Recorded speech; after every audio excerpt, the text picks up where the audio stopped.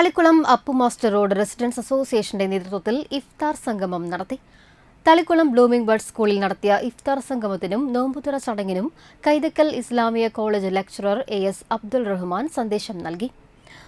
Thalikkulam SNV UP school manager EA Sugathakumar, association president PK Hyderali, secretary Shyam NP, treasurer Kabeer, Sunilkumar NS, Siddique PM, Shereef KK, Riyas MP, Basheer PB, Saleem MA, Nasrin Rajeeb Lal, Seenath Kabeer, Seenath Saleem, Smitha Shyam, Biji Manoj, Naseera Najeeb, Nafeesa Kunjumon എന്നിവർ നേതൃത്വം നൽകി. നമ്മൾ പത്രമാധ്യമങ്ങളിലൂടെ വായിച്ചു നോക്കുമ്പോൾ ഇന്ത്യയിൽ ഏറെക്കുറെ 56 കോടിയോളം മനുഷ്യന്മാര് പച്ച ദാരിദ്ര്യം അനുഭവിച്ചുകൊണ്ടിരിക്കുന്നുണ്ട്.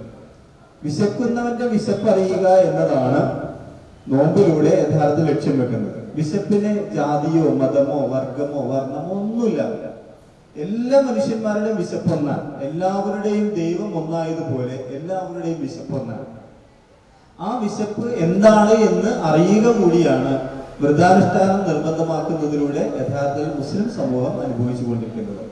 തന്റെ സഹജീവികളായ മനുഷ്യന്മാർ, അതുപോലെ തന്നെ ലോകത്ത് തന്നോടൊപ്പം ജീവിച്ചുകൊണ്ടിരിക്കുന്ന മറ്റെല്ലാ ജീവജാലങ്ങളും, ആ ജീവജാലങ്ങളെ കൂടി പരിഗണിക്കുന്ന ഒരു വ്യവസ്ഥയാണ് യഥാർത്ഥത്തിൽ നോമ്പിലൂടെയും അല്ലാതെയും മുസ്ലിം സമൂഹത്തെ സംബന്ധിച്ചിടത്തോളം അവർ മുന്നോട്ട് വെക്കുന്ന കാഴ്ചപ്പാട് എന്ന് പറയുന്നത്.